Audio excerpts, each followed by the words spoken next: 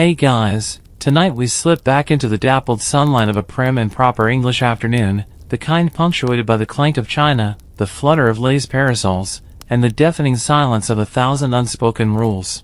You're standing on the edge of a rolling green field, probably in Surrey, clutching a wicker basket and trying not to sweat through your corset. But beware, the moment you set that blanket down, you're declaring everything from your social rank to your romantic availability. One wrong corner fold, and you might as well be wearing your undergarments in public. You probably won't survive this picnic.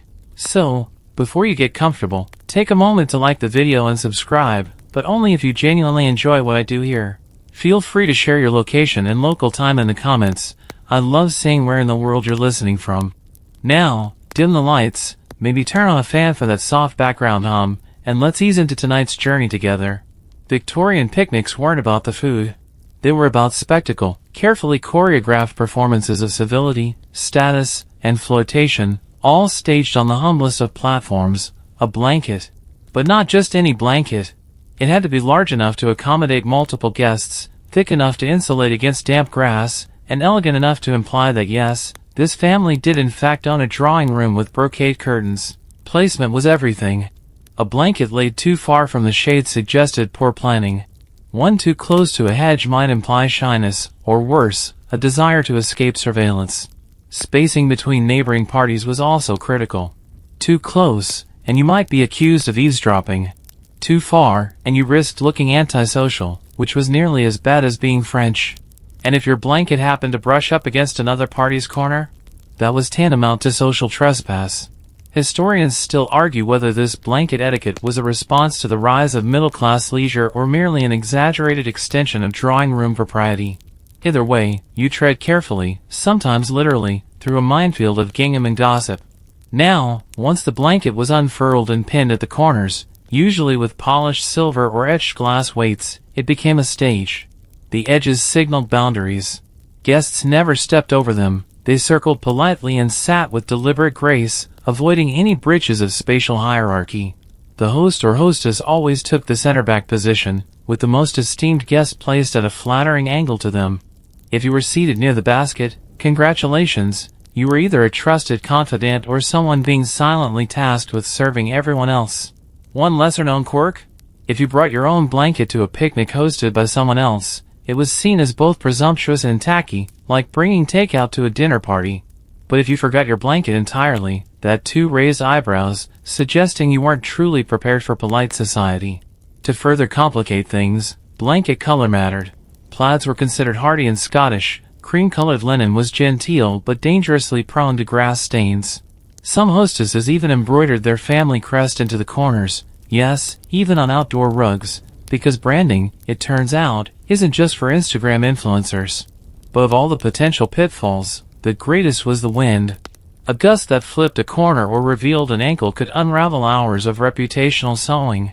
Ladies were advised to weigh their skirts with discreet padding and use their parasols as both shields and signals. A woman seen chasing a flying napkin across the field? Positively scandalous. A man who retrieved it for her without a chaperone present? Practically engaged. The entire setup was a subtle game of symbols. Who brought what, who sat where, and how the fabric literally lay between you. Historians still debate whether these customs were widely known or confined to the upper echelons of society, but etiquette books from the era are very clear. Get the blanket wrong, and the whole afternoon unravels faster than a poorly hemmed bustle. So now that your blanket is laid, and your position carefully chosen, you're ready for the next challenge. Sitting. You don't just plop down. Oh no! You lower yourself, gracefully, deliberately, knees angled just so, as though gravity is something you negotiate with rather than succumb to. Sitting at a Victorian picnic was more performance than relaxation. It was a soft ballet of limbs and lace, carefully choreographed to avoid any implication of sloppiness, sexuality, or heaven forbid, physical comfort. You glance around. Everyone is settling with an elegance that seems borderline unnatural. That's because it is. In polite society, especially among women, there were approved methods for sitting on the ground that involved tucking both ankles to one side, never directly under the body. This was referred to as the mermaid sit, though there was nothing mythical about it, just a lot of aching hips and pins and needles. Cross-legged? That was for children, revolutionaries, or anarchists. You're none of those, at least not in public. Men had it easier, but only slightly. A gentleman could kneel on one knee, or sit with one leg bent and the other extended, provided he didn't sprawl like a bohemian. Even the placement of hands mattered. Hands behind the back made you appear too casual, hands on knees made you look anxious. Ideal posture was relaxed yet engaged, sort of like waiting for a duel, but with strawberries. But more importantly, who you sat next to sent silent shockwaves across the social radar. A single man placing himself beside an unmarried woman without an intermediary was either scandalous or about to propose. Married women were usually grouped together, sipping lemonade and murmuring about the rector's wife's new hat, while younger attendees, those navigating the perilous waters of courtship, were monitored closely by chaperones disguised as family friends. Historians still debate whether these rigid spatial rules emerged from the classical drawing room or were adapted from earlier aristocratic hunting picnics. Either way, the tension between freedom and formality was real. You were outdoors, yes, but that didn't mean society had loosened its corset. In fact, the open air made things more visible, and visibility was everything. Ever notice how many illustrations from the era show women sitting with books they never read? That's because the book was a prop. It suggested literacy, calm, and refined boredom. Actual reading was rare. Instead, eyes were used to glance sidewise at potential suitors or to monitor which young man was struggling to carve chicken with only a dessert fork. You never laughed, of course, just smiled knowingly. Here's a fringe tidbit. Some etiquette manuals advised women to practice sitting on rugs at home before attending public picnics. That's right, picnic drills. Imagine crawling into your parlor each evening to rehearse your kneel-to-sit technique like it's a royal command performance. But it mattered. A lady who stumbled while sitting might be seen as clumsy. A gentleman who dropped his hat while adjusting his trousers might be suspected of, well, losing control of more than just his headwear. If that seems absurd, remember, this was an era where posture wasn't just physical, it was moral. Slouching was linked to laziness. Leaning back suggested lack of discipline. And reclining? That implied the kind of sensuality better left to continental novels. Victorian society saw the human body as something to be hidden or managed, even at a picnic. Especially at a picnic. Even speaking had rules.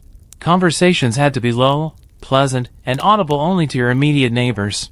Shouting was vulgar, laughing too loudly hinted at instability, and gossip, though rampant, was wrapped in euphemism. For instance, she brought 3 tartlets and a meat pie might sound culinary, but it could very well mean, she's clearly planning to seduce someone. So here you are, finally seated on your sanctioned blanket, legs folded like a well-mannered origami crane, with a napkin discreetly covering your lap. You've already said more with your body than you will with your mouth. You're poised, sun-kissed, and socially aligned. But don't get too comfortable. It's almost time to raise your parasol. Your hand reaches for the parasol, an object so deceptively delicate, you might think it's just for shade. Oh, sweet summer child. In Victorian society, a parasol wasn't just sun protection. It was an accessory of coded language, virtue signaling, and occasional passive aggression.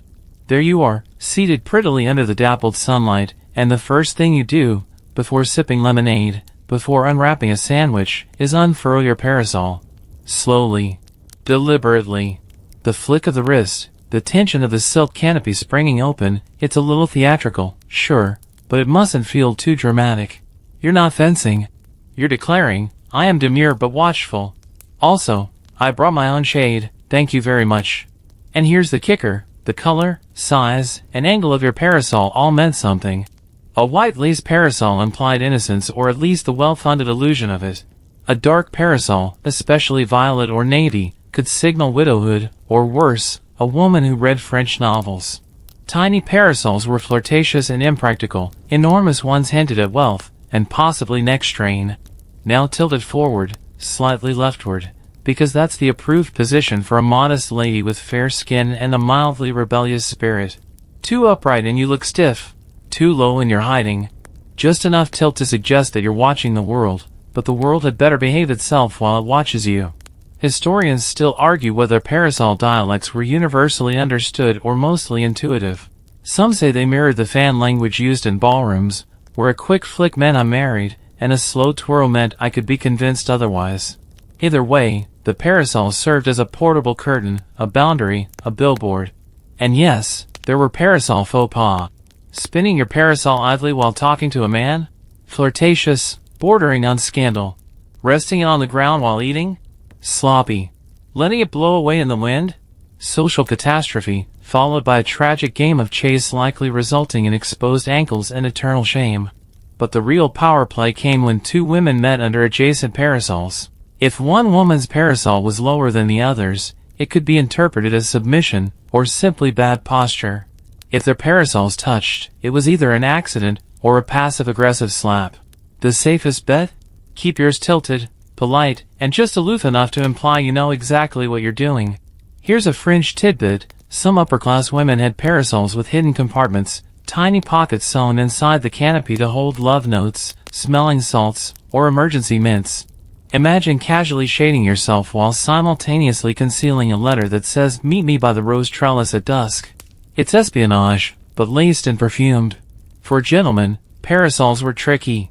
Holding one was considered effeminate, unless it was on behalf of a woman. In that case, you weren't just shading her, you were making a public declaration of gallantry. It's like holding someone's purse today, except if you fumbled it, it could cost her a season's worth of marriage prospects. One artist, sketching a picnic in Hyde Park in 1871, noted that parasol choreography was so mesmerizing that it sometimes upstaged the food. You might watch a woman adjust her lace-edged canopy 5 times in 1 minute, tilting for light, adjusting for breeze, aligning with the social pecking order. It was part ballet, part semaphore, and entirely exhausting.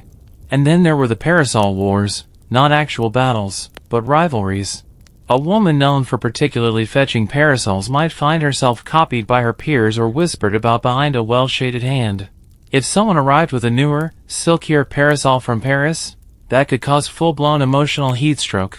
But remember, in true Victorian style, envy must be expressed only in the most passive way possible: a long sigh, an arched eyebrow, or a sudden interest in parasol manufacturing defects. So now, with your parasol perfectly angled, you're no longer just a guest, you're part of a spectacle, a conversation in gesture and shadow.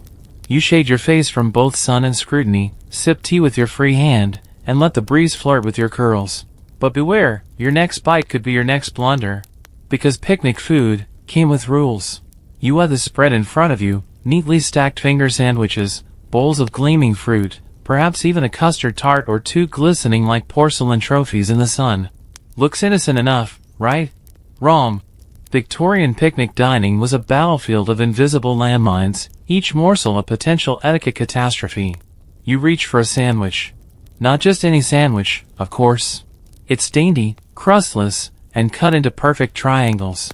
Because in this era, crusts weren't just unfashionable, they were vulgar.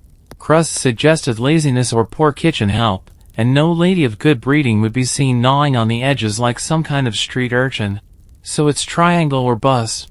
But here's where it gets fun. You must pick it up just so, thumb and forefinger, no full hand grabs. Why? Because fingers themselves were controversial. Victorians were obsessed with the idea of refined hands. Pale, tapered, manicured fingers were a sign of status, and lack of manual labor. But using all your fingers to hold a sandwich? Practically barbaric. And don't you dare bite into it too quickly. Eating, in Victorian society, was to be done with the reverence of a church ceremony and the silence of a scandal cover-up. No crunching. No chewing sounds. No crumbs tumbling down your bodice. Every motion was small, practiced, and preferably elegant enough to impress a potential suitor or a judgmental aunt. Historians still debate whether the absurd delicacy of picnic food was a direct reaction to industrial-era gluttony or simply a way to reinforce class division. Either way, every item had its role. Biscuits were considered rustic and homely, safe for family gatherings, but rarely brought to refined events. Meanwhile, seed cake walked a fine line, considered virtuous by some, thanks to its simplicity, but too matronly for flirtier affairs. And then there were strawberries. Glorious, plump, and dangerous. You see, strawberries could only be consumed with a fork, never by hand. Biting into one barehanded was, well, let's just say that would suggest you were the kind of person who also drank sherry before noon. If you absolutely had to eat one sans utensil, you'd better pray your chaperone was looking the other way. Ever heard of the pastry pause? That's the moment when you reach for a tartlet, hesitate midair, and glance to see if someone else has taken one first. Why? Because being first was pushy, being last was suspicious, and waiting for permission was the only socially acceptable path to puff pastry. There's a fringe tidbit here too. Some households actually practice picnic eating etiquette in the privacy of their own gardens, with mock sandwiches and stern feedback. Little girls were taught to fold their napkins over their laps like sacred scrolls and to chew no more than 3 times per bite before swallowing. Historians still argue whether this was realistic or just a way to keep governesses employed. And we haven't even gotten to the drinks yet. Lemonade was acceptable. Cordials were fine. But sipping straight from a bottle? Social suicide. Even decanting too sloppily was frowned upon. You were expected to pour as if you were conducting a science experiment, slow, steady, and without the faintest hint of a gurgle. You might be wondering, did anyone actually enjoy eating at these picnics? Probably not. Enjoyment wasn't the goal, presentation was. You weren't just consuming food, you were demonstrating control, elegance, and upper body restraint. Heaven help the person who spilled jam on their gloves. That was the Victorian equivalent of dropping your phone in the toilet. Oh, and speaking of gloves, yes, you were expected to remove your right glove only, and only when it was time to eat. The left hand remained gloved. Why? Nobody knows. But that's the rule, and breaking it might earn you a raised eyebrow from Mrs. Featherstone, which, as we all know, is one step from being left off the next guest list. So now, with your napkin artfully draped, your sandwich surgically dissected, and your lemonade resting demurely near your lace glove, you survived the gastronomic gauntlet. You haven't offended anyone. You haven't revealed your molars. You've demonstrated enough control over your food to imply you probably also control your urges. Victory. But don't celebrate just yet, because a fruit plate is coming your way. And one wrong pass could say far too much. The fruit plate arrives like a Trojan horse, vibrant, sweet-smelling, and packed with peril. Grapes glisten like amulets. Slices of apple are fanned out like a flirtatious fan. And nestled among them all, a peach. Soft, golden, glowing with juicy promise. You swallow hard. Not just because you're hungry, but because you know, this is where things get suggestive. Fruit wasn't just food. In Victorian picnic culture, it was practically romantic Morse code. Peaches? Passion. Apples? Temptation. Cherries? Well, historians still argue about cherries, but let's just say they were not handed out lightly. To offer fruit was to engage in silent dialogue, especially if you offered it by hand. Yes, that's the moment to fear. You, reaching towards someone with a slice of pear delicately balanced between your fingers, making just enough eye contact to suggest, but not confirm, that there's more beneath the skin than just fructose. It was a dance of implication. A fig offered too quickly might hint at desperation. A grape plucked and popped into your own mouth while maintaining eye contact? Scandalous. Deliciously so. And peaches? Oh, peaches were a whole thing. Unlike other fruits, you couldn't eat a peach neatly. You had to bite, or worse, slice and scoop. Either way, there was juice. There was mess. There was risk. Women were warned, quietly, of course, that biting into a peach in public could suggest a world of private experience. So what did the clever ones do? They passed the peach to a gentleman.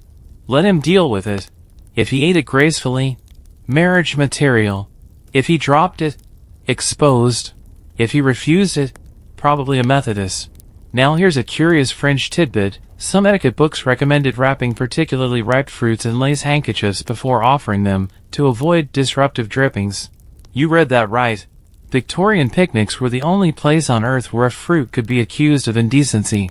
And it wasn't just the eating, it was the passing. The angle of your arm. The timing. Did you offer a fruit while someone was mid-sentence? Rude. Did you hold it in your bare hand instead of with tongs or a napkin? Practically inviting them to your boudoir. The golden rule, always pass fruit with a folded napkin and a half smile, nothing more. Historians still debate whether these subtle rituals were widespread or more common in courtship circles. But what's certain is this, even something as seemingly innocent as a plum could be weaponized in the high-stakes world of Victorian social signaling. Especially if it had a bite mark in it. That implied a level of intimacy best reserved for poetry and scandalous serialized novels. Men were not off the hook either. A gentleman seen peeling an orange with his pocket knife might impress with his dexterity, or horrify with his lack of refinement. It all depended on how he peeled. Slowly, in neat spirals? Acceptable. Quickly, in chunks? Barbaric. And God help the soul who squirted citrus juice onto a lady's bonnet. That was a sin punishable by social exile, or at the very least, a forced apology written in fountain pen. And the sound. Oh yes, even the sound of fruit consumption was monitored. Crunching an apple too loudly? Crass. Sucking the pit of a cherry? Positively lewd. You were expected to make fruit consumption look like a holy ritual, not a barnyard lunch break. By now, you might be sweating under your parasol, half from the sun and half from the sheer pressure of it all. That's perfectly normal. Just remember to blot, not wipe. Wiping was for peasants. But now that you've survived the fruit plate with dignity intact, and possibly initiated a wordless flirtation with a strawberry, you're faced with a new threat. Ants. And worse, ankles. They appear without warning, those tiny black invaders marching across your lace-trimmed blanket as if they own the place. Ants. The eternal enemy of picnics, Victorian or otherwise. But in your world, the issue isn't just the bugs. It's what they might cause you to do. Like flinch. Or, heaven forbid, move suddenly. That, dear listener, is where reputations crumble faster than a shortbread biscuit in a summer breeze. Insects were an expected nuisance at outdoor affairs, but reacting to them visibly? Oh no! That showed a lack of fortitude, which in Victorian logic translated to moral weakness. A lady was to sit motionless, like an alabaster statue with opinions on embroidery. A gentleman could brush an ant away from a lady's glove with one gloved finger, but anything more animated than that bordered on melodrama. The problem was, ants had no sense of propriety. They went where they pleased, across picnic blankets, into butter dishes, and most tragically, up the layered folds of skirts. The worst possible outcome? A sudden gasp and an ankle on display. Yes, ankle. You wouldn't think a sliver of curved bone between two boots could bring about so much existential dread, but in the Victorian world, ankles were practically erotic contraband. Entire poems were written about glimpses of ankle. Paintings hinted at them like they were glimpses of forbidden paradise. A woman who adjusted her skirt too liberally was said to be careless with her borders, which sounds like something out of a geopolitical thriller but was, in fact, a very serious critique. Historians still argue whether this obsession was born from religious prudery or an elaborate cultural overcorrection. Either way, if an insect made you twitch and your hemline lifted, well, you might as well start rehearsing a wedding speech, because you were officially noticed. And in Victorian society, to be noticed outside the bounds of deliberate social action was a red flag with lace trim. Here's a quirky tidbit: some high society women had tiny weighted beads sewn into the edges of their petticoats, not for fashion, but to prevent a scandalous lift during breezes or when startled. These were called modesty weights, and they jingled faintly when the lady walked, like a very well-mannered wind chime of repression. For gentlemen, the stakes were different. A man who leapt to his feet because of a bee might be deemed nervous. Worse yet, excitable. That meant you might not be trustworthy in business, or worse, unfit for fatherhood. So the correct response was a half smile and a slow brush of the coat lapel, as though to say, "Oh, an insect? How quaint. But let's say you do get bitten. Let's say a gnat finds its way down your glove cuff and makes you flinch. You must recover instantly. A sip of lemonade, a slight head tilt, and, if truly suffering, a gentle how refreshing the air is today, as if nature's malice were merely brisk weather. It's not lying. It's rebranding. Then comes the issue of sitting position. We've talked about the infamous mermaid sit, but even shifting your weight could be risky. A wiggle might imply discomfort, or worse, impropriety. Your only hope is the elegant pivot, a graceful realignment that involves no sudden movements, minimal cloth disturbance, and the illusion that you were simply adjusting for sunlight. Remember, every inch of skin was coated. Hands were to be gloved, forearms veiled by lace, necklines high, and ankles never on display. Not even by accident. And the irony? The more society tried to hide these body parts, the more power they gained in the collective imagination. A brief flash of ankle could short-circuit an entire gentleman's train of thought. It's like showing someone your Wi-Fi password in 1857. So as ants crawl and the sun shifts and your feet start to fall asleep from the pressure of socially acceptable stillness, you remain composed. You smile at the distant sound of a bird. You nod as someone offers you another napkin. You pretend your left leg isn't completely numb and your right is being colonized by beetles. Why? Because dignity. And because up next is a far greater threat than insects or ankles. The chaperones are watching. They're everywhere, yet nowhere. Chaperones. Like lace-trimmed ghosts, they drift at the edges of the picnic, offering jam tarts with one hand while silently surveilling with the other. You might think they're simply doting aunts or stoic godmothers, but don't be fooled. They are the guardians of virtue, the wardens of modesty, the hawk-eyed enforcers of every unwritten rule at the picnic, and there are many. You spot one now, perched beneath a tree, fanning herself slowly. She's watching. Always watching. Not the food, not the games, but you. Or more specifically, how close you're sitting to that rather charming fellow who offered you a grape earlier. Victorian society dictated that any unmarried woman must be accompanied by a respectable adult, usually older, frequently humorless, and ideally immune to flirtation. Because left to their own devices, young ladies might smile too long, laugh too loudly, or, worst of all, step behind a hedge for a private conversation. Historians still argue whether this rigid chaperone culture was a direct response to increasing mobility among young women, or simply a desperate attempt to cling to old-world control in an age of steam trains and serialized romance novels. But regardless of the reason, if you showed up without a chaperone, you might as well have shown up barefoot and humming La Marseillaise. And it wasn't just about supervision. The presence of a chaperone made things possible. Without one, no gentleman could approach you. No compliment could be offered.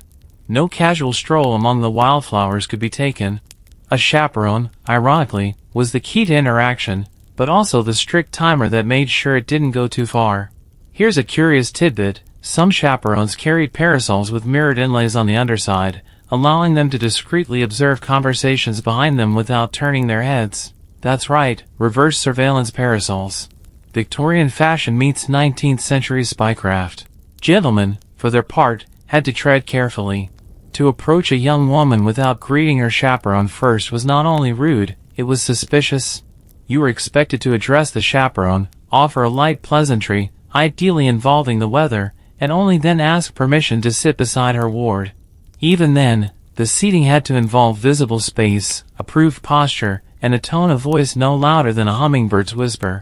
Any deviation, a touch of the arm, a shared laugh too early in the conversation, an extended discussion about travel, could result in the dreaded raised eyebrow. One arched brow from a chaperone could deflate an entire budding romance. 2 raised eyebrows? That was practically a dual invitation. There were strategies, of course. Clever couples devised coded phrases, adjusted seating angles, or timed their comments during group laughter to avoid detection. One popular move was the simultaneous question, where the gentleman asked a general query to the group but looked only at her. Subtle. Elegant. Risky. Chaperones themselves came in types. The silent glider, who observed but rarely spoke. The conversational bulldozer, who inserted herself into every exchange to make sure nothing interesting happened. And, most dangerous of all, the feigning napper, a woman who appeared to doze off but could recite your entire conversation verbatim when questioned afterward. Some families went as far as to rank chaperones by strictness.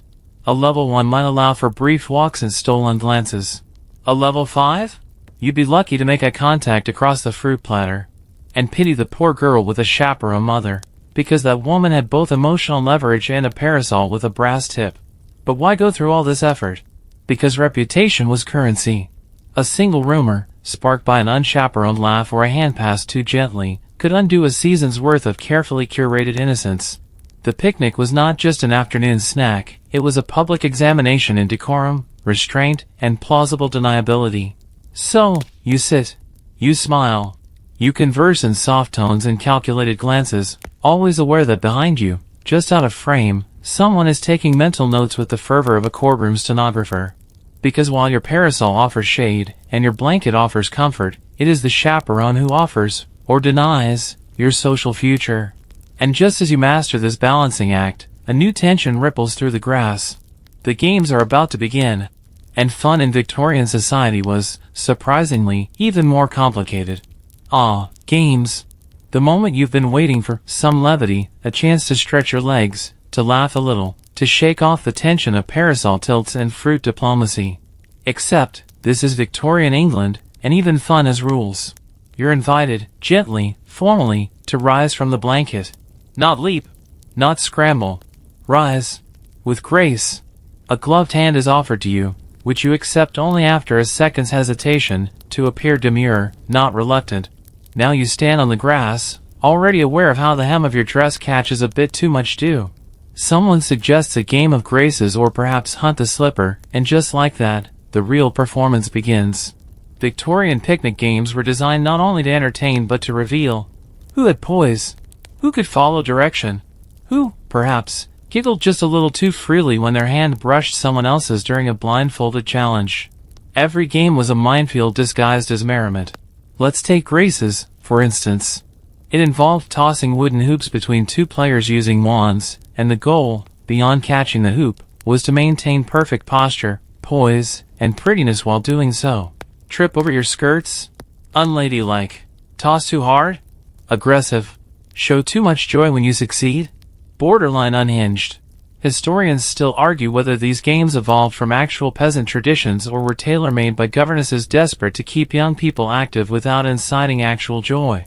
Either way, one truth is clear: every rule, every constraint, was intentional. Even something as simple as blind man's bluff had layers. Who you allowed to catch you? How quickly you let them? Whether you screamed with just the right level of flirtatious alarm or overstepped into distracting enthusiasm. And here's the twist: not playing was just as perilous as playing poorly. Decline an invitation to participate and you might seem aloof, or worse, disinterested in group bonding. Accept too eagerly, and you could be accused of being forward. The balance was everything: just enough cheer to seem warm, just enough restraint to seem respectable. Here's a charming fringe tidbit: in some social circles, women were trained to lose games intentionally. Not in a way that was obvious, no, that would be gauche, but in such a way that allowed the gentleman to win, to offer a hand in mock consolation, or to make some light remark about next time. Losing became a tool of social leverage. Imagine that, perfecting the art of defeat to seem more desirable. Of course, certain games were off limits entirely. Tug of war? Too rough. Leapfrog? Unthinkable. Anything involving actual running was deemed undignified unless you were under the age of 10 or attempting to escape a wild animal. Even then, you'd be judged on your form. Some games were more like group activities in disguise: poetry reading competitions, flower arranging races, impromptu riddles whispered between bites of sponge cake. But even these were curated to ensure no one got too clever or too funny. Because humor, while tolerated, had its own limits, especially if it came from a woman. Wit was delightful, so long as it wasn't threatening. You could be clever, yes, but never cleverer than a man unless it was part of a joke and you apologized immediately afterward. Men, on the other hand, could afford to be clumsy in charming ways. A gentleman who stumbled during a hoop toss might receive a few giggles and a playful scolding. A woman? She might spend the next 3 months living it down.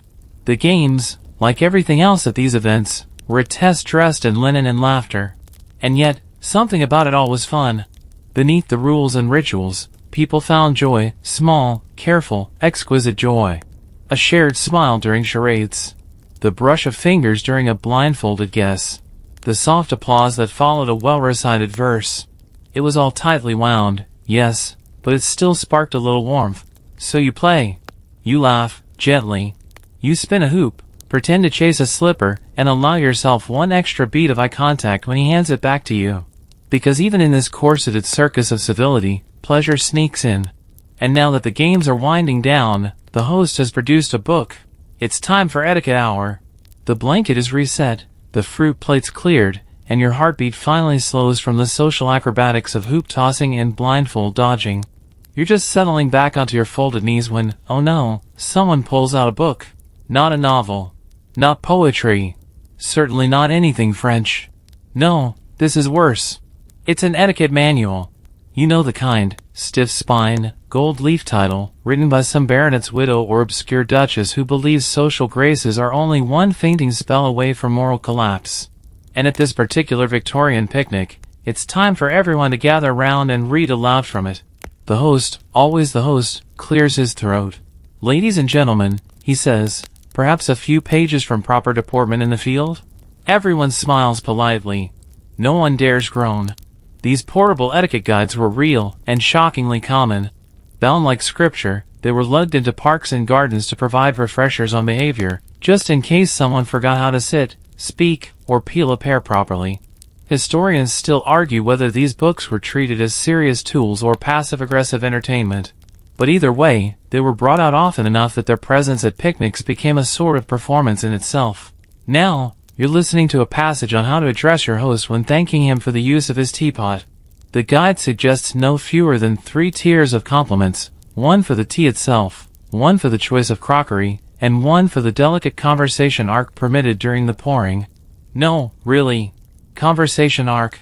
Apparently, even your idle chatter should follow a gentle crescendo and taper into thoughtful silence, like a violin solo in a chamber performance no one asked for. One lady near you giggles. The chaperone beside her shifts slightly. Giggles are dangerous. Giggles suggest sarcasm. The reader, sensing tension, skips to a lighter section on how to accept a scone with dignity. Everyone relaxes. Barely. And yet, people do listen. Some even take mental notes. Because while it's easy to mock a paragraph titled "The Modest Reach of a Butter Knife," it's less amusing when you realize someone was probably judged for that very thing just last weekend in Bath. Here's a delicious little fringe tidbit. One etiquette guide advised women not to eat pickles in public unless given assurance that the brine has fully settled. No one knows what that means. Scholars debate it to this day. But that phrase, fully settled brine, became a kind of inside joke among rebellious young ladies, used to signal when someone was, shall we say, emotionally spicy. Of course, the reading isn't just about rules. It's also about establishing dominance. Whoever brings the book is subtly telling you, I am not only playing the game, I've read the rulebook aloud and underlined the passive voice. And everyone else, whether they roll their eyes internally or not, must listen. Still, there's a certain camaraderie in it. Everyone's pretending to care. Everyone's pretending they haven't broken at least 10 of these rules already today. And everyone, in their own silent way, knows that the book isn't really about behavior. It's about control. And social harmony. And a shared belief that if we all pretend hard enough, no one will notice that Cousin Beatrice is clearly tipsy and Lord Franklin just winked at someone not his wife. You glance sideways. Your hands are folded. Your skirt is smooth. You nod appreciatively at the correct moments. You're doing just fine. And just when you think the reading is done, the host closes the book with a snap and says, and now, perhaps the gentleman might offer some assistance with serving? Which brings us to the next performance. Because even the sandwiches were bound by gender. The book is tucked away, the moment of collective obedience gently dissolving into nervous smiles and shifting postures. And then, as if summoned by the ghost of Queen Victoria herself, the real charade begins, men serving women. It sounds simple, even modern. But in Victorian society, this wasn't about courtesy. It was about choreography. You see, men at picnics were expected to serve the food, but never serve themselves. Oh no! To lift a sandwich and place it on one's own plate without offering it to a lady first? Barbarism. One step away from chewing with your mouth open and joining the circus. So here they come, the gentlemen, buttoned, polished, their boots still somehow immaculate despite walking through fields of grass wet enough to drown a duck. Each holds a plate or napkin, waiting their turn at the wicker basket like solemn footmen in a country estate drama. You watch as they approach the food. Slowly. Reverently. Like it's a relic or perhaps a sleeping baby animal. Each movement is deliberate. Select a sandwich, offer it to a lady, nod, retreat. Select a tartlet, offer it to a lady, murmur a compliment about her bonnet, retreat. Repeat until everyone has been served and only then, may the gentleman eat. But even this process is laced with silent landmines. Serve the same woman twice? Obvious favoritism. Serve a woman out of the established order of age or social position? Insult. Choose a tart that another man had been subtly angling toward? Duel-worthy. These were the rules, unspoken but ironclad. Historians still argue whether this ritual had roots in older feudal customs or was a mid-century invention to maintain male utility at events where women otherwise reigned supreme. Here's a curious fringe tidbit. Some etiquette guides suggested men should intentionally fumble slightly while serving to appear endearing.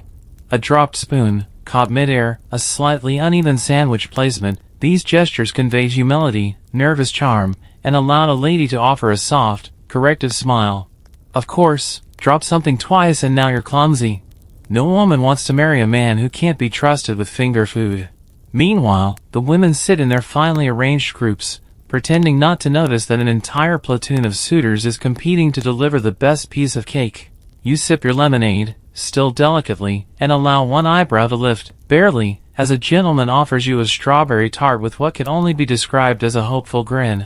Should you take it? Absolutely. Should you smile? Briefly. Should you say thank you?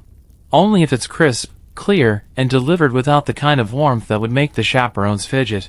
It's all a dance. And the food is the music.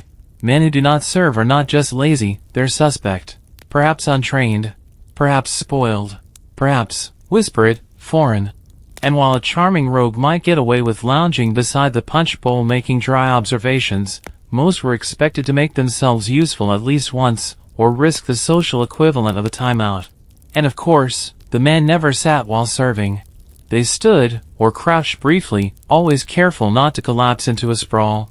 You never wanted to see a top hat tilt too far sideways. That was the body language of unruly instincts. And unruly instincts had no place beside cucumber sandwiches. One might wonder why men even agreed to this game. The answer? Visibility. Because for one shining moment, every woman had to look up. Every gentleman's profile was on display. Back straight, expression calm, movements smooth. A poorly executed serve could haunt you for months. A perfectly timed tart delivery, however, could launch a courtship. So you accept your tart. You glance downward, then upward again, allowing a polite pause before meeting his eyes. Just enough delay to suggest appreciation, but not attachment. After all, you're here for the picnic, not to start rumors. Though, truth be told, the rumors are half the fun. And now, with food once again making its rounds and eyes darting across the picnic blanket like butterflies on caffeine, a soft tune drifts from somewhere behind the hedge. Someone's brought a musician. Which means, the music rules are about to begin. The first notes are faint, just a ripple of melody rolling over the trimmed hedges and carefully fluffed picnic cushions. A violin, perhaps. Or a flute. Maybe even a portable harmonium, wielded by a determined ant with artistic leanings. Whatever the instrument, it signals something very specific. Music has entered the picnic. And just like everything else in Victorian society, it's governed by an invisible scroll of rules longer than the Magna Carta. To begin with, the selection must be appropriate. That word may sound vague, but in 19th century England, appropriate was a moving target with sniper-level accuracy. Waltzes were safe. Polkas were acceptable if played slowly and preferably in a minor key. Folk songs? Risky. Anything French? Absolutely not. And don't even think about operatic arias, those were laced with far too many continental emotions. If someone begins to sing, the rules tighten like a corset at twilight. Singing in public required not only a respectable vocal range but a respectable repertoire. You could not sing about love too directly, nor too metaphorically. A song about roses blooming in spring was acceptable. A song about roses being plucked? You better hope your chaperone has excellent hearing loss. Historians still argue whether these musical boundaries reflected religious conservatism or merely a deep national fear of anyone feeling too strongly in public. Either way, musicians at picnics walked a tightrope made of harp strings and moral expectation. Now, if you were a woman and also a pianist or a singer, this was your moment to shine, but carefully. Talent was desirable. Showmanship was not. If your voice quivered with just a touch of angelic uncertainty, perfect. If you hit a high note and held it confidently, now you're showing off.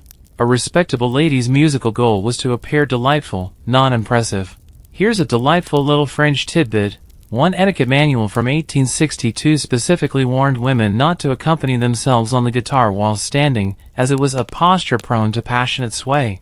So, you had to sit, and swaylessness was strongly encouraged.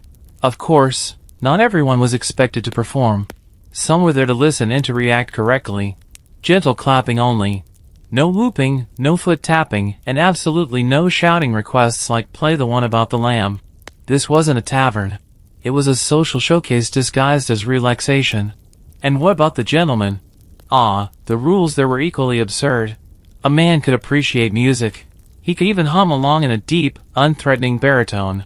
But heaven help the man who attempted to sing with feeling.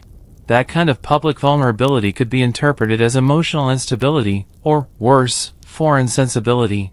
The exception? If he sang a sentimental ballad for the group, about ships or mothers or the weather. In that case, he was a man of depth, until he cried. Then he was simply a problem. In some elite picnics, a small ensemble was hired for the occasion, 2 violins, perhaps a harp. These musicians were expected to blend into the background like decorative shrubs, never making eye contact or acknowledging applause unless directly summoned by the host. Being too familiar with the guests? Scandal. Smiling during a romantic tune? Unforgivable. There was, however, one secret loophole in all this sonic ceremony. The spontaneous duet.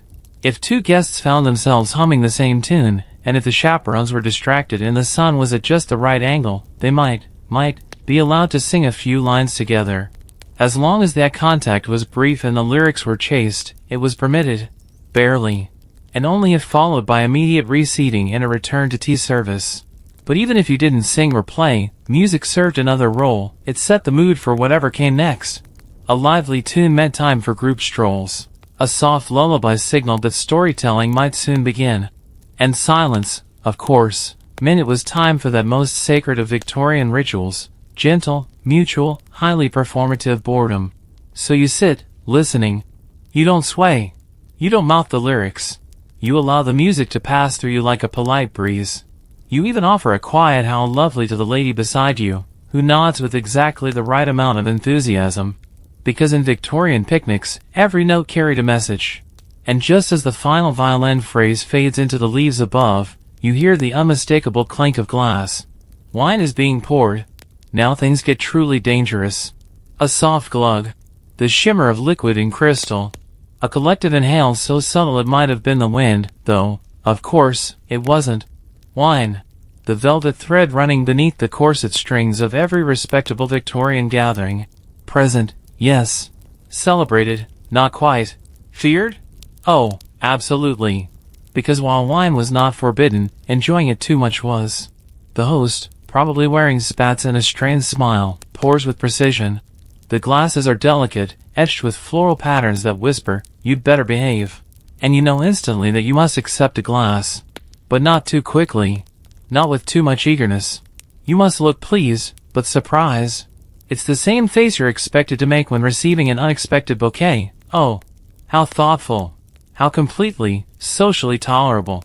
Now you hold it, stem only, of course. Holding a wine glass by the bowl?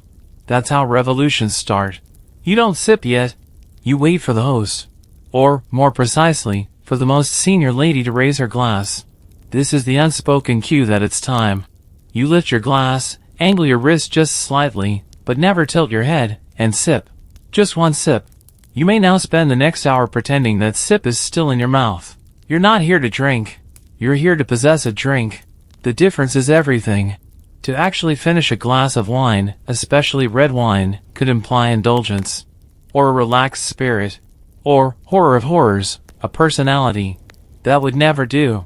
Historians still argue whether wine at picnics was considered a symbol of continental sophistication or a necessary evil to keep guests from falling asleep during a fourth reading of Lady Audley's Secret. Either way, its presence was always wrapped in a gauze of self-restraint. Men could, technically, consume a bit more, so long as they didn't appear too cheerful. A man who laughed too readily after a second glass might be seen as unguarded. A man who became loud, unrefined. A man who sang, foreign. The trifecta of shame. Women had a harder line to walk. A second sip was permitted only if the first had been forgotten long ago and if someone had casually refilled your glass while you were distracted, ideally by something virtuous, like a robin or a recitation from Wordsworth. You could then accept this second pour as if it were your first, allowing you to maintain the illusion that wine merely happens near you, rather than being something you consume intentionally. Here's a fringe tidbit. One etiquette pamphlet printed in 1859 included a warning that claret consumed too boldly may result in the perception of continental morals. Claret, by the way, was simply a common red wine. But such was the fear of appearing too French-adjacent that wine etiquette became less about drink and more about diplomatic signaling. Then there's the problem of reaction. If the wine is sour, you must smile. If the wine is warm, you must smile. If a fly lands on the rim and stares into your soul, you must nod at it politely, then discreetly remove it. Any visible disgust would imply ungratefulness, and ungratefulness was the original sin of the upper class. There are ways to escape, of course. Swapping glasses with a chaperone when no one's looking. Spilling a little on a napkin and pretending you've had your fill. Or my personal favorite, holding your wine glass at such a precise angle that no one can tell whether it's full, empty, or actually just lemonade. And what of those who enjoyed the wine a little too freely? Well, they were remembered. Not in stories or scandal sheets, but in the silence that followed their departure. She had a lovely laugh, someone might say, with a certain tone. It got louder as the sun dipped, someone else would reply. And then a very quiet, indeed. But not all wine was judged equally. Sherry was matronly. Port was masculine. Champagne? Downright flirtatious. It fizzed. It sparkled. It suggested celebration, and celebration suggested chaos. Still, a well-timed toast could raise the atmosphere. A few carefully chosen words. A soft clink. A moment where everyone's eyes meet over crystal rims and mutual exhaustion. In that sliver of shared stillness, you begin to understand, the wine wasn't here to relax you. It was here to tighten the thread. So now, with a tasteful sip having passed your lips and a polite murmur of approval offered to your neighbor, you gently place your glass down. And reach, very carefully, for your napkin. Because what you do with that could mean everything. Ah, the napkin. At first glance, it seems innocent, a soft square of linen or damask, often embroidered with dainty floral patterns or the host family's crest, folded neatly beside your plate. But in Victorian picnic society, the napkin was far more than a crumb catcher. It was a signal flag, a moral boundary, and in the wrong hands, practically a weapon. You don't simply unfold it. You release it. With grace. A gentle flick of the wrist, as if coaxing a shy dove from its roost. Too forceful, and you'll look eager. Too slow, and you'll seem disengaged. You must strike that delicate balance between I am clean and I am composed.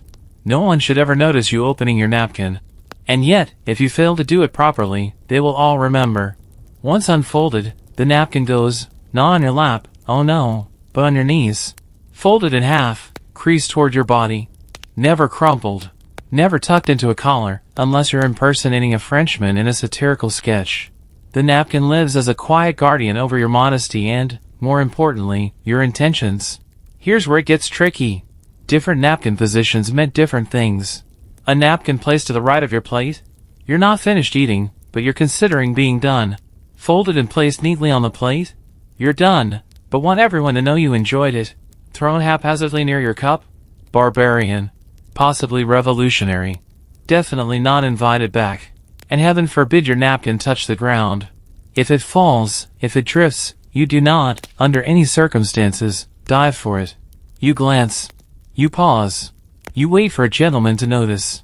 And if no one does? Well, you spend the rest of the afternoon pretending that your handkerchief is a napkin and that nothing whatsoever has gone amiss. Dignity over sanitation, always. Historians still debate whether the intense focus on napkin etiquette was born of post-feasting hygiene concerns or a growing social anxiety about bodily boundaries. But regardless of origin, the result was the same. If you misused your napkin, you weren't just messy, you were morally questionable. Want a bizarre fringe tidbit? In certain elite circles, it was whispered that a folded napkin pointing towards someone at the end of the meal meant romantic interest. That's right, napkin flirtation. A bit of linen origami implying courtship. It's unclear whether anyone actually acted on such subtle signaling, but the rumor was enough to make more than one young lady triple-check the orientation of her fold before leaving the picnic rug. Gentlemen, of course, had slightly more freedom, though not by much. A man who dabbed at his lips more than twice per bite was either vain or nervous. A man who wiped his brow with his napkin. A disgrace. That was what handkerchiefs were for. Confusing the two implied emotional confusion, and emotional confusion, as we've learned, was basically French. Napkins could also be used for nonverbal cues. A napkin clutched tightly might indicate distress. A napkin twisted absent-mindedly could suggest boredom or discomfort. And in very rare cases, a napkin used to discreetly wrap an uneaten tart meant, I'm saving this for someone I care about but cannot yet name. That's less etiquette and more Victorian romance novel, but still. And don't think you're done once the food is cleared. No, the napkin's final performance is just as important, the farewell fold. You must return it to its original state, not exactly the same, of course. No one expects magic, but close enough to imply you respect the host, the linen, and your own upbringing. Crumpling the napkin like a defeated flag? Social heresy. Leaving a crumb trail as you fold? Crass. Folding it into a crane? Show off. So there you were, seated on your now slightly damp picnic rug, parasol tilted, gloves back on, and napkin refolded into a modest square. You've navigated another social tightrope with the grace of a duchess on a balancing beam. But as you glance around, you notice something odd. People are shifting, fidgeting, discreetly tugging at sleeves, dabbing at temples, and pretending not to be, gasp, uncomfortable. Because Victorian picnic etiquette had no patience for sweat, sunburn, or insect bites. And what comes next is the true endurance test of the day. The sun is higher now. Shadows have retreated, and what was once dappled light is now a full, unapologetic blaze. Your parasol strains to cover your face. A bead of sweat dares to trail down your temple. You ignore it, because in the sacred annals of Victorian picnic etiquette, physical discomfort is not something to be acknowledged. It's something to be endured, silently, gracefully, preferably while quoting Tennyson. No one told you this when you agreed to attend. You thought you were coming for sandwiches and scenery.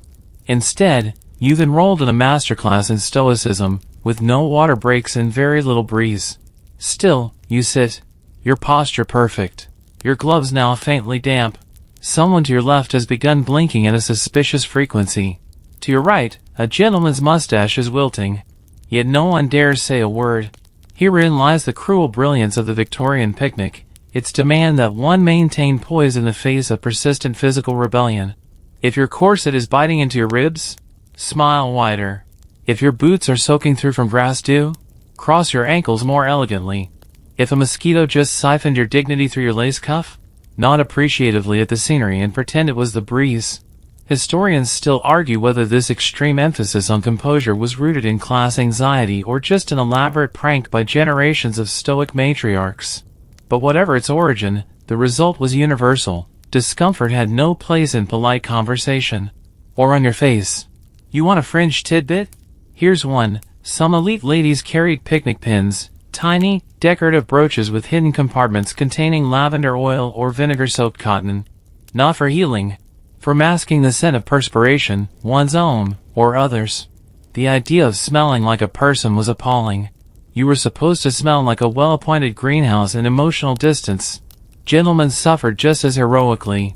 Wool waistcoats, cravats, tightly laced boots, the very uniform of masculinity was designed with no regard for ambient temperature. Yet there they stood, sipping lukewarm lemonade and pretending that their foreheads weren't turning the shade of a poached lobster. One wrong swipe of a handkerchief across the brow and boom, social deduction. Weak constitution. Possibly a tendency toward emotional outbursts. And speaking of handkerchiefs, there was, of course, a right way to use one. Ladies dabbed at the temples, never the upper lip. That would draw attention to the mouth, which might lead to thoughts of talking, eating, or worse, kissing. Gentlemen, meanwhile, used their handkerchiefs sparingly and only when partially obscured by shrubbery or someone's aunt. Let's not forget the insects. Bees hovered. Gnats danced near your ears like mocking spirits. Ants returned with reinforcements. But to slap at one? Unthinkable.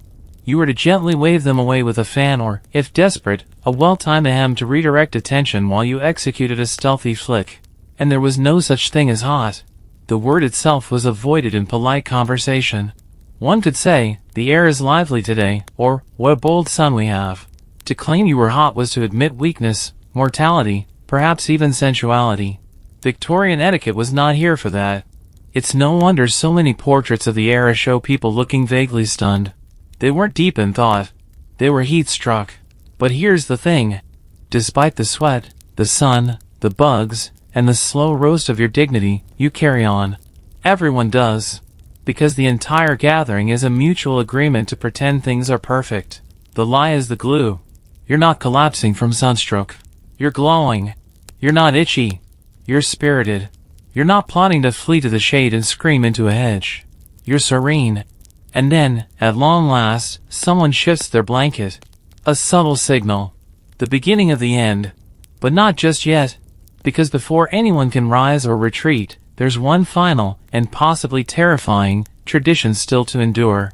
A proposal may be coming. And picnics were the favorite stage for that kind of emotional ambush. You feel it before you see it. A hush that's just slightly too quiet.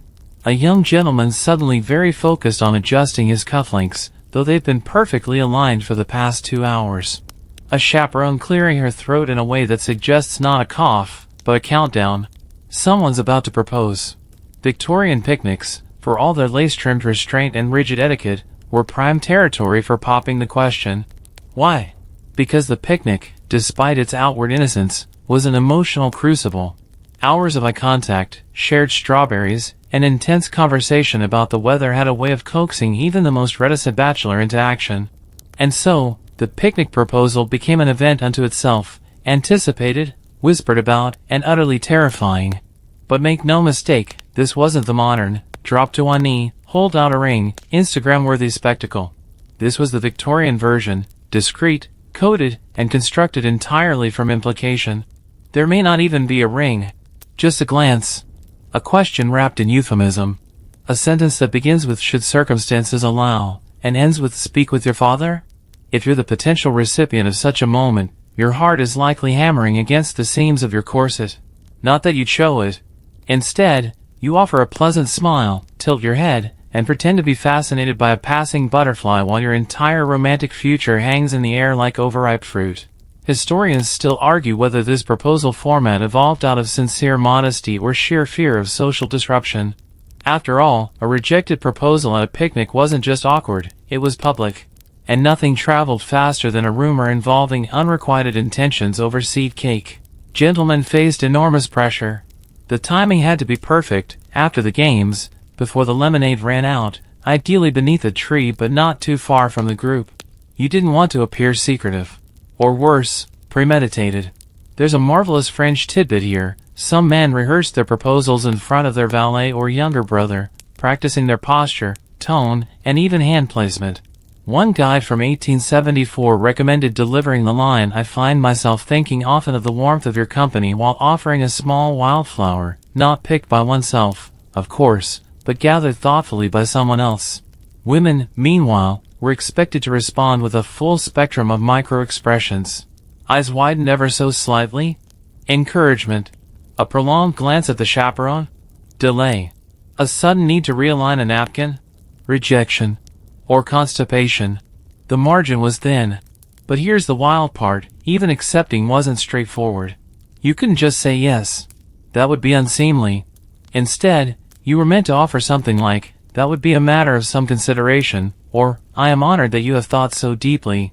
Translated from Victorian speak, both mean, "Let me pretend I didn't dream about this for 3 weeks straight." Of course, not every picnic proposal succeeded. And failure was its own quiet catastrophe. A young man who stood too quickly after a brief, whispered conversation might prompt a wave of parasol tilts across the field as ladies silently recalculated their expectations. The woman who suddenly developed an interest in staring at her gloves for the remainder of the afternoon? Likely the one who just dodged a lifelong marriage to someone with 4 surnames and a passion for stamp collecting. And then there's the chaperone, always there, always ready to intervene. A nod, a subtle lean forward, a polite "perhaps it's time for a short walk," and just like that, the moment either blooms or dies. But when it does go right, there's a shift. Not a cheer. Not even a conversation. Just a delicate energy. You catch it in the way 2 hands linger longer than usual over a teacup. The way someone says "miss" instead of "ma'am." The way, later, as people gather their blankets, there's a second glance, a second smile, a second future beginning quietly beneath the trees. And as the scene softens, as the blanket corners begin to fold and the food is packed away, you breathe easier. No proposal for you today. Maybe next time. But before you can think too long on what might have been, the host clears his throat once more. It's time to leave. And if you thought arriving at a Victorian picnic was difficult, just wait until you try to leave one properly. You'd think leaving a picnic would be simple. You rise. You say goodbye. You go home. Not in Victorian England. Here, leaving is an art form, less a departure and more a grand finale in 20 minutes slow motion, choreographed with the same delicacy as a waltz and just as prone to social missteps. You're no longer reclining. You're repositioning, gathering your things with visible but unhurried efficiency. Because to look rushed? Uncivilized. But to linger too long? Clingy. The window for the perfect exit is no more than 10 minutes wide, and everyone's trying to climb through it at the same time. First, the thank you circuit. You must approach the host. Not too soon, or it'll seem like you're escaping. Not too late, or they'll assume you're waiting to be walked home. You wait for the second person to leave, not the first. Leaving first makes you look ungrateful, and time your exit to fall somewhere in the blessed middle third of departing guests. You walk over, napkin neatly folded, parasol closed, and offer a phrase along the lines of, "This has been a truly charming gathering." Not lovely, unless you want to sound flippant. Not perfect, unless you're a sycophant. Charming is neutral. Safe. Elegant. Then comes the part you dread. The farewell pause. You thank the host. You've smiled. But you cannot just turn and leave. You must linger for exactly the right number of seconds, 5, 7, 12, to signal that while you are leaving, you wish you could stay, and your heart is heavy with social fondness. Historians still argue whether this awkward pause was intentional social glue or just the natural result of corsets, sunstroke, and the slow pace of Victorian mobility. Either way, it's part of the dance. And the worst sin? Leaving without this pause. That would be a curtain drop, sudden, abrupt, and is frowned upon as chewing a cherry pit in public. Next, you must offer polite farewells to the others. Not all of them. Just the right ones. Your chaperone, obviously. The eldest lady in attendance. Any gentleman you share a game or a fruit plate with. And here's the trick. Your parting words must sound sincere and unrehearsed, even though you spent most of the afternoon drafting them silently in your head. Here's a fringe tidbit. Some particularly fashionable ladies carried farewell cards with little handwritten notes they could slip discreetly to acquaintances during the goodbye round. These were considered tasteful gestures, unless you gave one to someone of a higher social rank without receiving one first. Then it became presumptuous, possibly revolutionary. Now comes the logistics. How do you leave? If you arrive by carriage, you must summon it without making a scene. No loud instructions. No waving at the driver. Ideally, your host signals someone else to alert the coachman, so you appear whisked away by fate, not by plan. If you're walking? Tricky. You must pretend you're strolling elsewhere, not leaving, until you're well out of earshot. Bonus points if you leave with a small group. Solitary exits were considered lonely, vaguely tragic, and uncomfortably French. And what about the way you carry yourself? Oh yes, that's judged too. You must not look too tired. That suggests the picnic was a chore. But looking too energetic implies you didn't fully engage. A soft, satisfied demeanor is best, like someone who just had tea with angels. Men had their own exit etiquette. If a gentleman was particularly attentive to one woman during the picnic, he was expected to avoid walking her home unless explicitly asked. Otherwise, the gesture could be interpreted as a public declaration of interest. And if he did escort her, they were probably unofficially engaged by the time they reached the carriage. Of course, nothing about this process was quick. Victorian goodbyes were famously, agonizingly long. What began as a brief farewell could easily stretch into multiple rounds of compliments, reminders about future engagements, and the ritual "next time we must," phrases that everyone knew were lies but politely accepted as gospel. Even once you were in the carriage, you must wave. Slowly. Elegantly. Wrist only, never the whole hand. The ride home may be brief, but your social performance continues until the last parasol is out of sight. So, you finally sit back. Exhale quietly. Smile to yourself, proud that you left with grace, with dignity, with only a mild grass stain on your hem and a slightly suspect napkin fold. You did it, but don't get too comfortable. Because the moment you step inside your home, someone will ask, "What did everyone bring?" And that, my friend, means your picnic basket is now under scrutiny. You return home, rosy-cheeked from the sun, or, more likely, from the sheer mental gymnastics of surviving Victorian social rituals. You've unpinned your hat, removed your gloves with theatrical restraint, and handed your parasol to the maid like a general laying down arms. And just as you're about to collapse into a fainting couch or possibly a vat of chilled lemonade, the inevitable question arrives. "So, what did you bring?" Because here's the cruel twist of Victorian picnic etiquette. It didn't end at the picnic. No, your reputation now hinged, at least partially, on what had been inside your basket. Let's rewind for a moment. When you arrived at the picnic, your basket, woven wicker, ideally French, possibly monogrammed, looked innocent enough. But it was more than a container. It was a social dossier in disguise. Every item you brought was a declaration of taste, of wealth, of upbringing, and, perhaps most importantly, of what class of guest you believed yourself to be. Some food items were safe bets. Watercress sandwiches? Inoffensive. Sponge cake? Dependable.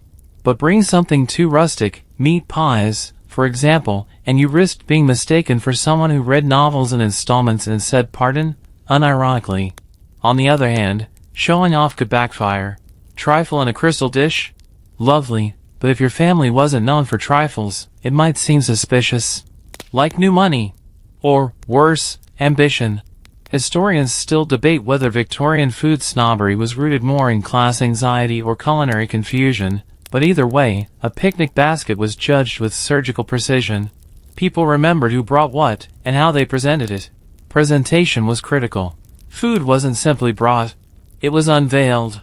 Dishes emerged from baskets swaddled in lace, nestled in napkins, or carried in tin-lined wooden boxes, polished, naturally. A jam pot with a mismatched lid? Social suicide. A quiche with a cracked crust? Interesting, someone would say, and you'd never recover. And let's not forget utensils. Did you bring your own? You were prepared. Did you bring matching cutlery? Marriage material. Did you borrow from the host's collection without asking? You might as well have kicked a bishop. Here's a delightful French tidbit. Some women, usually the ones who read too much Jane Austen and not enough Charlotte Bronte, hid handwritten poems beneath the lids of their tarts, folded neatly on parchment. When discovered by a lucky guest, the note could be read aloud, if sufficiently romantic, or quietly pocketed, if dangerously so. That's right, Victorian edible flirtation. And of course, the basket itself mattered. A small one? Modest. A large one? Generous. An enormous one? Either opulent or overcompensating, context-dependent. Arriving without a basket at all? Unforgivable. Unless you were elderly, infirm, or known to possess a tragic backstory involving sea voyages. Let's be honest, part of you knew this when you packed it. You spent longer selecting pastries than you did planning your wedding dress. You hand-cut those sandwiches, selected fruits that weren't too juicy, and vetoed anything with onions for fear of post-picnic breath implications. And still, someone brought lavender biscuits dusted with candied violets and casually mentioned they were just leftovers. Monsters. And now, hours later, the true test begins. Because word travels fast. People compare notes. Did you see what Miss Harrow brought? I thought it was quince, but apparently it was just poorly dressed apple. He brought beer. In a bottle. She used butter that hadn't been salted. What was she thinking? Worse still, your basket may be returned to you. At your doorstep. By a butler who delivers it with a polite nod and a subtle pause. That pause? That's the social equivalent of a Yelp review. You open the lid. What's left? How it was folded. What was touched? What was untouched? It tells a story. If your basket returns nearly empty, but neatly repacked, you're a culinary star. If it's still full, or appears barely rifled through, either no one dared, or everyone refused. Either way, sleep with one eye open. The most humiliating outcome? A partially returned item, subtly implying it was not suitable for the guests. No note. No words. Just the judgment, wrapped in a napkin in your own shame. But you? You did fine. Probably. Your sponge cake held together. Your sandwiches were gone by Act 2 of the waltz. And if someone found the poem you tucked under the biscuits? Well, they didn't say anything aloud. Not yet. So you set the basket aside. Another trial pass. Only to realize the sun has dipped, the shadows are long, and as night approaches, etiquette begins to change. Because after sundown, the rules don't disappear. They transform. Evening drapes itself over the field like a velvet curtain, soft and slow. The sun, that blinding overseer of propriety, begins its descent, and with it, something imperceptible shifts in the air. Parasols are folded. Gloves are slipped off, not entirely, just at the fingers. Voices drop half an octave. Everything that once glinted and sparkled now glows and hums. And though no one dares say it aloud, the rules, those rigid, daylight-bound commandments of Victorian civility, begin to loosen. Not vanish. Never that. But they warp, like candlelight bending across a cut crystal glass. You notice it first in the way people begin to sit just a bit closer, no longer minding the measured gaps between elbows or the precise arc of posture. A young lady who previously avoided eye contact now lets her gaze linger an extra beat. A gentleman who would have recited Byron before lunch now cracks a quiet joke. Laughter follows, real laughter. Not the controlled, feather-light giggles of midday, but something fuller, warmer, shaped by shadows instead of scrutiny. Victorian etiquette held that sundown marked a transition not just in atmosphere, but in expectation. The performance softened.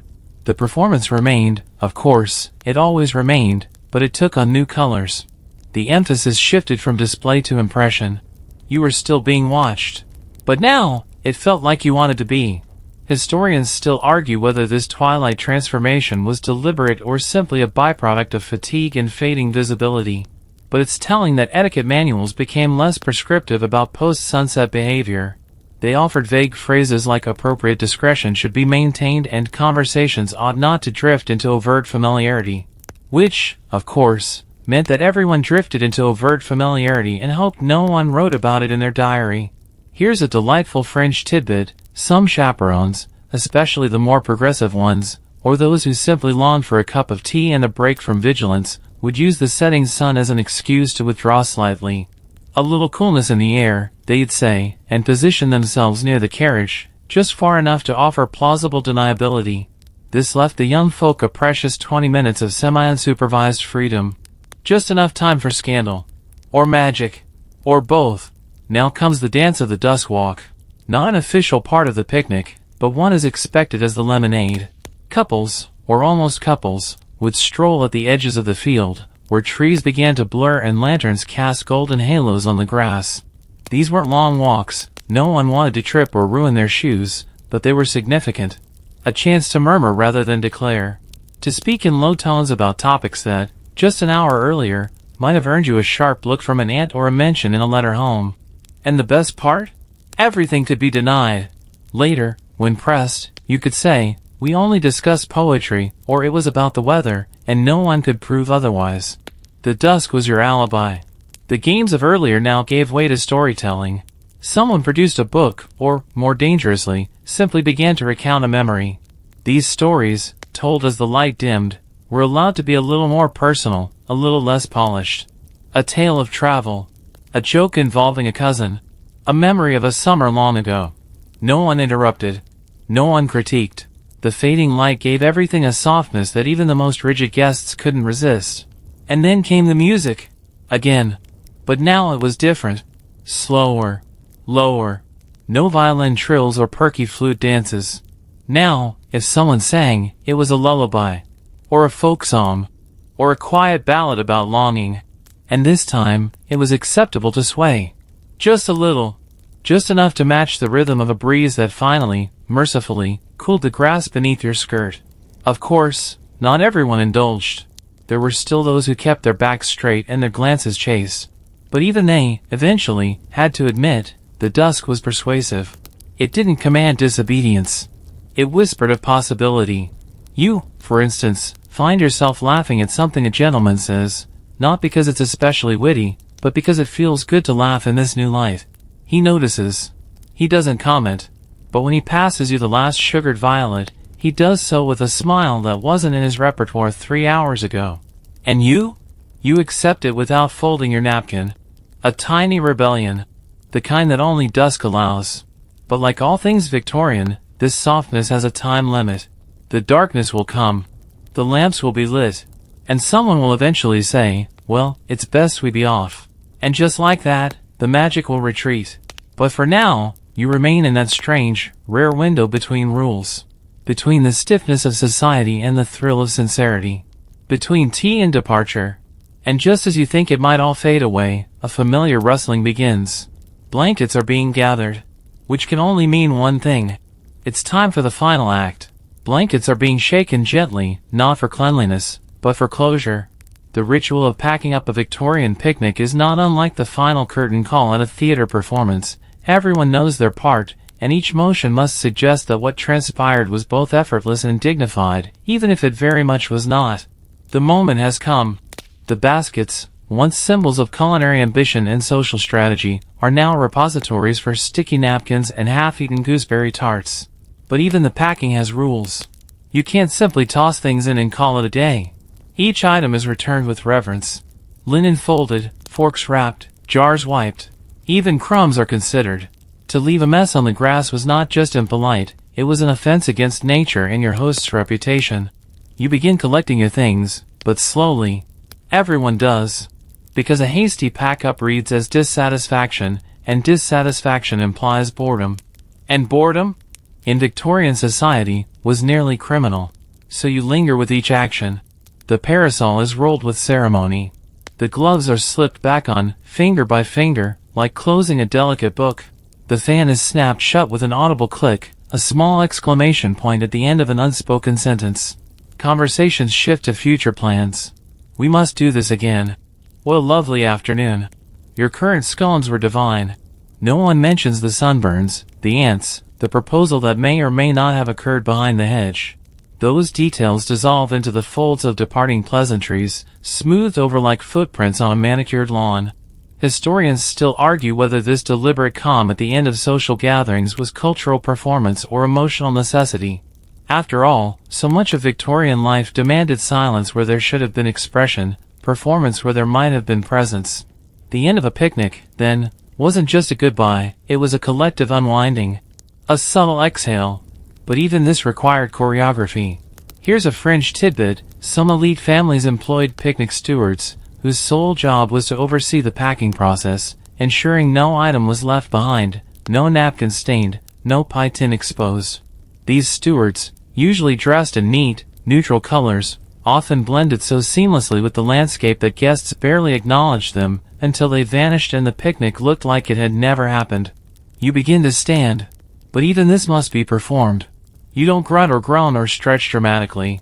You rise as though the hours of sitting on grass-covered rugs have had no effect on your spine or sanity. You dust off your skirt, lightly. You glance at your shoes, not to check for mud, but to remind everyone else that yours are still intact and unscuffed. And then comes the final glance, the backward look. As your basket is lifted and your place on the blanket becomes just an impression in the grass, you pause. This is the socially approved moment for sentiment. A deep breath. A sigh, perhaps. A smile at nothing in particular. It says, I noticed this. I appreciated it. I belonged here. Other guests are doing the same. The elder ladies are already heading toward the carriages, discussing digestion and the superiority of goose feathers to down. The younger guests linger. Laugh a little more. Someone quotes a poem, half ironically. Someone else hums a bar from the evening's music. And then it's over. The picnic is packed. The rugs are rolled.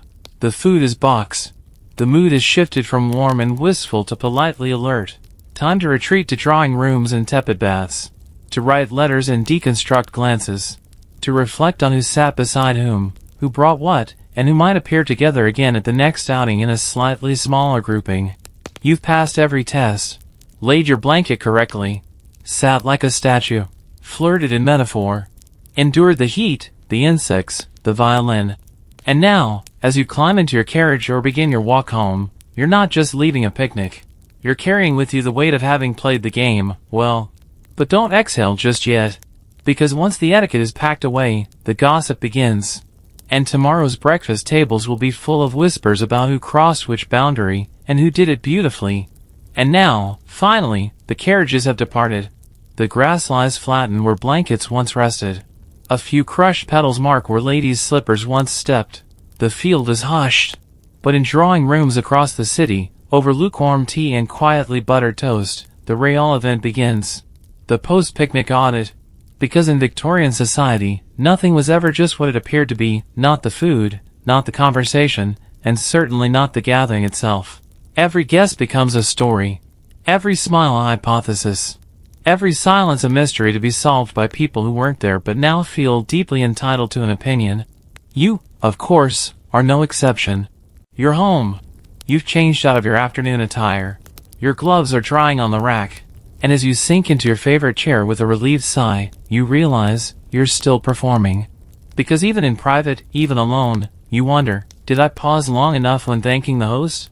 Did I fold my napkin properly? Did that gentleman with the nervous laugh interpret my compliment about the jam tarts as flirtation? The Victorian picnic, you see, didn't end when the baskets closed. It lingers. In memory. In letters. In speculation. And in the minds of all who attended, trying to decode the 1,000 unspoken cues passed back and forth like sugared cherries on silver forks. Historians still argue whether this obsession with post-event analysis was a product of limited social mobility or simply an elegant form of entertainment in a world without television. But what is certain is this: the conversation after the picnic was often more vivid than the picnic itself. And this is where the true social calculus begins. Aunt Theodora believes Miss Bellwether's laugh was far too unrestrained. Mr. Hensley swears he saw Lord Percival touch Miss Granger's elbow, briefly, but unmistakably. Someone mentions that the pie filling tasted suspiciously store-bought. A scandal on a crust. And you? You smile faintly when your name is brought up. Not too quickly. Not too smugly.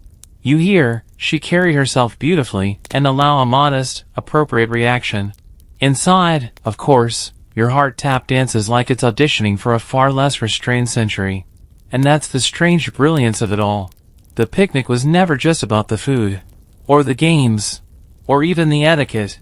It was a ritual, a test, a stage, a whispered promise that even the most ordinary moments, sitting on grass, passing fruit, shielding your eyes from the sun, could be elevated into something elegant, something meaningful, something utterly unforgettable. And perhaps, just perhaps, a reminder that even in the most rigid of times, beneath the starch and lace, people still longed for connection. They just dressed it in etiquette and called it afternoon tea. So now, as your eyelids begin to feel just a little heavier, and your thoughts slow like the final steps of a long walk home, let's tuck away the last folds of today's story. You've sat through sunshine and scandal, through games and glances, through strawberries, parasols, and proposals that may or may not have happened. You've endured ants, etiquette, and the pressure of folding a napkin with the grace of a ballerina trained by silence and social dread. But you made it! And as the day dims in memory, much like it did in that golden field of pressed linen and soft laughter, there's comfort in knowing that behind all the rules, behind the posture and the propriety, people were always just people. Curious. Hopeful. Hungry for meaning in a slice of cake or a shared smile across a tart dish. Let the images drift now. The delicate clink of china. The soft rustle of skirts in the grass. A violin murmuring somewhere in the shade. It's quiet now. Even the gossip has faded. What's left is only you, and the soft hush of a summer that once held so many rules, and somehow, still made room for one.